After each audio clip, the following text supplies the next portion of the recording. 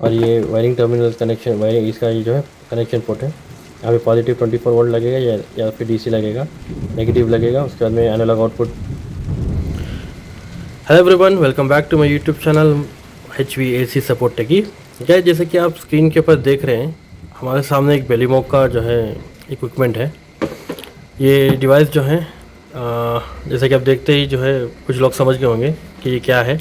तो बेसिकली ये हमारा जो है डक्ट प्रेशर सेंसर है। तो ये हमारा जो है इसका प्रेशर ट्यूब्स है, ये इसके जो है डक्ट में लगने वाले नोजल्स हैं, ये इसके स्क्रूज है, माउंटिंग्स के लिए स्क्रू हैं, कुछ इसके जो है डिस्क्रिप्शन है, और ये हमारा जो है डिवाइस है। तो वीडियो इन्फॉर्मेटिव होने वाला है। तो जो चैनल पे नए हैं, चैनल को सब्सक्राइब कर लें, जो है बेल आइकन दबाएं, आप कमेंट करें, HVAC फील्ड में शेयर करते रहें, क्योंकि आपका सब्सक्रिप्शन, आप जब सब्सक्राइब करते हैं और कमेंट करते हैं तो इससे एक मोटिवेशन मिलता है, ताकि मैं और ऐसे इन्फॉर्मेटिव वीडियोस बना सकता हूँ। वीडियोस बनाने के लिए बहुत मेहनत लगती है, आप लोगों को पता है। प्लीज़ आपका एक सब्सक्राइब कर देना और अच्छा कमेंट शेयर कर देना, ये जो है हमें मोटिवेट रखता है कि और टेक्निकल वीडियोस बनाएं। तो चलिए सबसे पहले शुरू करते हैं। ये हमारे सामने जो बेलीमोक का जो है डक्ट प्रेशर सेंसर है, और ये बेसिकली ये हमारा डक्ट प्रेशर सेंसर है। कनेक्शंस की बात करें तो इसके नोजल कनेक्शन थे। यहाँ पे जो पॉजिटिव प्रेशर अगर आप यूज़ कर रहे हैं वहाँ लगेगा, और ये नेगेटिव प्रेशर लगेगा। ये दोनों जगह लगाइए तो डिफरेंशियल आप जो है कैलकुलेट करके उस हिसाब से भी चला सकते हैं, या सिर्फ आप पॉजिटिव प्रेशर के लिए यूज़ करना चाहते हैं तो यहाँ पे प्लस पे लगाते हैं। ये केबल एंट्री के लिए है, ये इसका जो है PG है, और ये एक नॉकआउट है। अगर आप जो है कॉन्ट्यूट लगाना चाहते हैं तो ऐसे नॉकआउट निकालेंगे। ये इसके माउंटिंग प्लेट है, ये पीछे से ऐसे निकल जाएगी। फिर माउंट करने के बाद में इसका ऊपर आप जो है इसको प्लेट लगाने के बाद में इसके ये डिवाइस को माउंट करते हैं। पहले चलो ओपन करके देख लेते हैं। तो मैंने ओपन कर दिया इसको, इसके अंदर इस तरह से है। तो वायरिंग कनेक्शंस की अगर बात करें तो यहाँ पे हमें UB प्लस है, फिर ग्राउंड है, फिर एनालॉग आउटपुट V1 है, यानी कि वोल्टेज आउटपुट है। एनालॉग आउटपुट I1 है, यानी कि मिली एम्प्स में है। अगर आप वोल्टेज के साथ यूज़ करना, सबसे पहले आपको यहाँ पे 24 वोल्ट पॉजिटिव, फिर यहाँ पे नेगेटिव देना पड़ेगा। फिर यहाँ पे अगर आप वोल्टेज में यूज़ करना चाहते हैं तो यहाँ पे ये यूज़ करेंगे। अगर आप मिली एम्पियर में यूज़ करना चाहते हैं, 4 to 20 मिली एम्प्स अगर यूज़ करना चाहते हैं तो आप जो है यहाँ पे जो है यूज़ कर सकते हैं। इसके अंदर आपको जो है डीप स्विचेस मिल जाएंगे। 5 डीप स्विचेस हैं। इस 5 डीप स्विचेस के बारे में हम लोग जो है अभी चेक कर लेते हैं। तो सबसे पहले मैं आपको बता दूँ, ये जो इसका मॉडल नंबर जो है 22 ADP 184 है।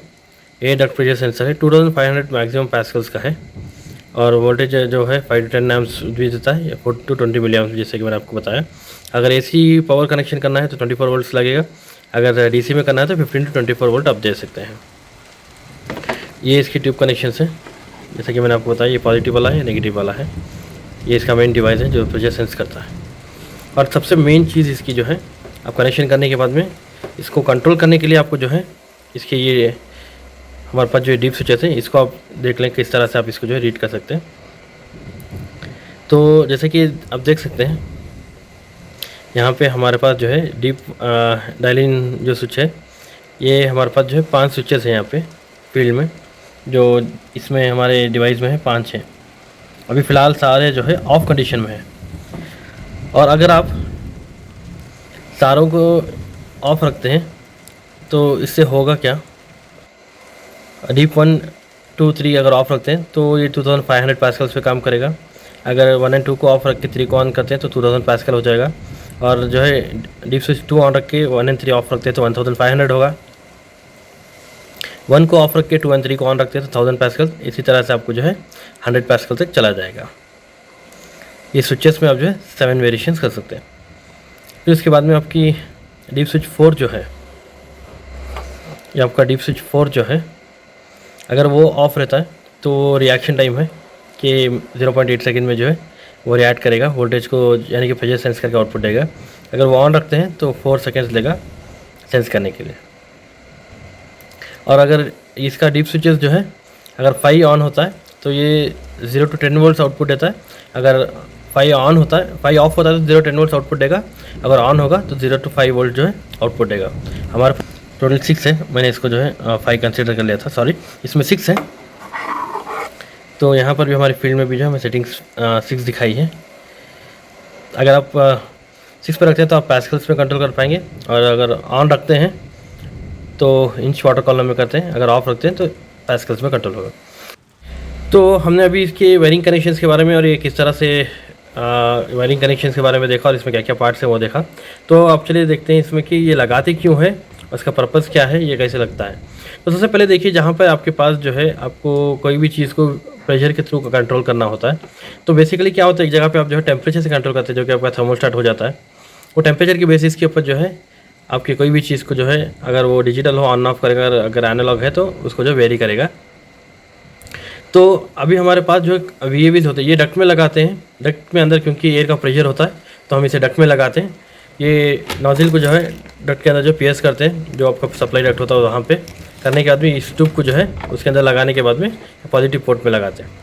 जैसे तो सारी चीज़ें जो है एयर बैलेंसिंग हो जाने के बाद में आपका AHU की कैपेसिटी के ऊपर आपका VAVs, जितने भी VAVs लगे, फॉर एग्जांपल आपके 10 VAV लगे हैं 1000 CFM के, उसके अंदर मिनिमम आपका VAV जो है 100 CFM है और मैक्सिमम जो है 1000 है। तो आप उसका मिनिमम निकाल के AHU के साथ में कैलकुलेट करके इसको इक्वलाइज करके AHU के जब वो मिनिमम स्पीड में AHU आपका चलेगा कितने CFM मिलेगा, जो कि आपका VAV का मिनिमम हो जाएगा। फिर आपका AHU जो मैक्सिमम फुल हर्ट्ज पे चलेगा तो आपका वो VAV का जो मैक्सिमम जो CFM होगा, उसके हिसाब के कैलकुलेशन के ऊपर आप जो है आपके VFD को सेट कर देते हैं। जो भी आपके पास VFD हो, ABB की हो, सीमेंस हो, हिटाची हो, क्राउटन ग्रीव हो, कोई भी फ्यूजीफ्रेनिक हो, ये सारी चीज़ें को जो ये VFDs को जो है मिनिमम मैक्सिमम पे आपके CFM के हिसाब से जो है उस पर सेट कर देते हैं। 30 फॉर एग्जांपल 30 और 40 पे आपने सेट किया। अब इसके 10 जो हर्ट्ज है, यानी कि इसकी जो 10 फ्रीक्वेंसी है, इसको आपको जो है रैम्प अप रैम्प डाउन करना होता है। क्योंकि जब आपका रूम में कैबिन में टेम्परेचर आ जाने के बाद में VAV क्लोज हो जाता है, तो अगर यहाँ पे AHU की स्पीड अगर कम नहीं होगी तो क्या होगा, AHU आपका जो है फुल हर्ट्ज में चलता रहेगा, और आपकी VAVs में जब क्लोज डैम्पर VAV के अंदर का डैम्पर जब क्लोज हो जाएगा तो वो जो आपको जो है एयर हिसिंग साउंड उसमें आएगा, और कैबिन में ओवर कूलिंग के भी जो कंप्लेंट होते हैं, और एयर लीकेजेस के साउंड आते हैं, एयर फ्लो का जो है मैसिव साउंड आता है। तो इस वजह से आपको जो है जैसा आपका VAV क्लोज होगा, उस जैसे डक्ट के अंदर प्रेशर बैक प्रेशर क्रिएट होगा, उस हिसाब से आपको जो VAV को जो रैम्प डाउन करना पड़ता है। तो आप ये प्लीनियम में लगाते हैं, कॉमन प्लीनियम में लगाते हैं। लगाने के बाद में जैसा आप जो है 30 मिनिमम आपने रखा है, 40 मैक्सिमम रखा है।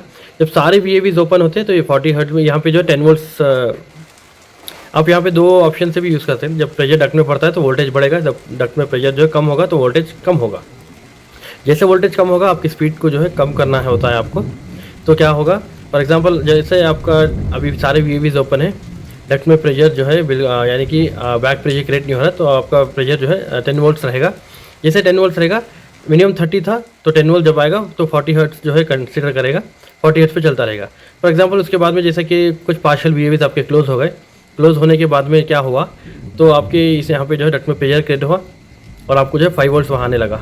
जैसा वो 5 वोल्ट्स वहाँ आ रहा है तो ये क्या करेगा, सेंस करके 5 वोल्ट्स VFD को देगा। जैसे हमारी प्रोग्रामिंग हुई थी, वो 5 हर्ट्ज क्या करेगा, जैसे वो 5 हर्ट्ज को जो कम कर देगा, 5 वोल्ट्स का इक्वलाइज 5 हर्ट्ज है, उसको कम कर देगा तो 35 पे अब चलता रहेगा।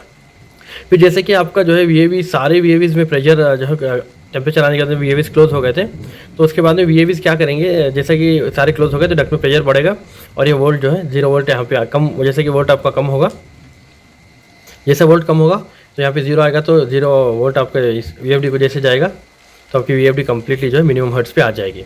आप ये किसी भी तरह से कर सकते हैं, आप 0 to 10 भी दे सकते हैं, तो 10 to 0 भी दे सकते हैं। आपका लॉजिक मेन क्या है, आपको वोल्टेज आना चाहिए। प्रेशर जैसा बढ़ेगा, अगर वोल्टेज बढ़ा सकते हैं, कम कर सकते हैं, आपके जो है प्रोग्रामिंग के ऊपर डिपेंड करता है आप किस तरह से जो है अपनी फील्ड में यूज़ करने वाला है। तो इसका मेन पर्पस ये है, इस डक्ट प्रेशर सेंसर का, ये वोल्टेज सेंस करेगा, यानी कि प्रेशर सेंस करेगा और वोल्टेज देगा। जैसे ही वोल्टेज देगा तो इसमें ड्वायर में बहुत सारे ऑप्शन आते हैं, यानी unidirectional, bidirectional, 0 10 volt या 10 to 0 वोल्ट, उस तरह से भी ऑप्शन आते हैं। ABB में आपको जो है बस वाइस वर्सा का सेटिंग करते हैं, तो उसमें जो है आपके रैम्प अप राउंड उल्टी यानी कि वाइस वर्सा काम करती है। और फ्यूजीफ्रेनिक में आपको जो है परसेंटेज के ऊपर सेट करना पड़ता है। अब क्राउटन ग्रीव में भी आपको जो परसेंटेज पे सेट करना पड़ता है। तो उस पैरामीटर सारे सेट करने के बाद में, जैसे कि मैंने बताया, मिनिमम जैसे वोल्टेज आएगा तो मिनिमम VFD पे हो जाएगी, रन होगी, और मैक्सिमम आएगी वोल्ट्स आएंगे तो आपकी VFD जो फुल हर्ट्ज पे चलेगी। आपका यहाँ पे मेन कॉन्सेप्ट क्या है, अकॉर्डिंग टू डक्ट प्रेशर आपके VFD को रैम्प अप रैम्प डाउन, यानी कि VFD की स्पीड को ज़्यादा और कम करने का काम ये हमारा डक्ट प्रेशर सेंसर करता है। तो ये था एक डक्ट प्रेशर के सेंसर के बारे में ओवरऑल। तो उम्मीद करता हूँ ये वीडियो आपको जो है पसंद आया होगा, इन्फॉर्मेटिव लगा होगा। ऐसे और टेक्निकल वीडियोस के लिए मेरे चैनल को सब्सक्राइब करें। मिलते हैं अगली वीडियो में, जब तक के लिए bye bye and thank you.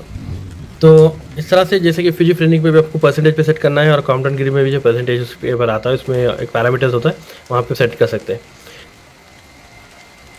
ये तो बेलिमो का डीप डेप्थ प्रेशर सेंसर है। इसमें आपको ड्वायर का भी आता है, सीमेंस का भी आता है, बहुत सारे आते हैं।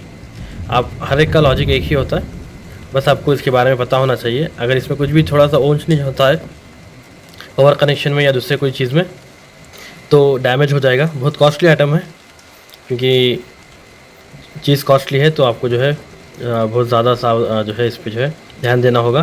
कुछ भी छोटी सी मिस्टेक अगर पावर कनेक्शंस में उल्टा हो जाएगा, पावर कनेक्शंस कुछ ज़्यादा चले जाएंगे, तो ये आपका जो है पीसीबी ख़राब हो जाएगा।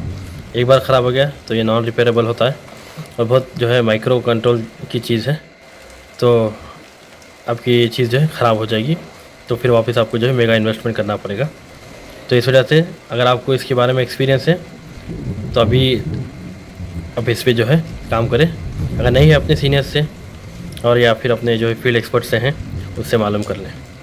तो उम्मीद करता हूँ ये वीडियो आपको जो है पसंद आया होगा, आपके लिए इन्फॉर्मेटिव होगा। तो ऐसे और टेक्निकल वीडियोस के लिए मेरे चैनल को जो है सब्सक्राइब करें, कमेंट करते रहें, शेयर करें अपने HVAC फील्ड में। तो मिलते हैं अगली वीडियो में। तो मेरा इंस्टाग्राम पेज भी है, तो उसकी आईडी मैंने जो है बायो में डाल रखी है, तो आप वहाँ फॉलो कर सकते हैं। वहाँ पे भी मैं शॉर्ट वीडियोस जो है रील्स जो अपलोड करते रहता हूँ, तो आप वहाँ भी फॉलो कर सकते हैं। तो कीप सपोर्टिंग। तो मिलते हैं अगली वीडियो में, जब तक के लिए bye bye and thank you.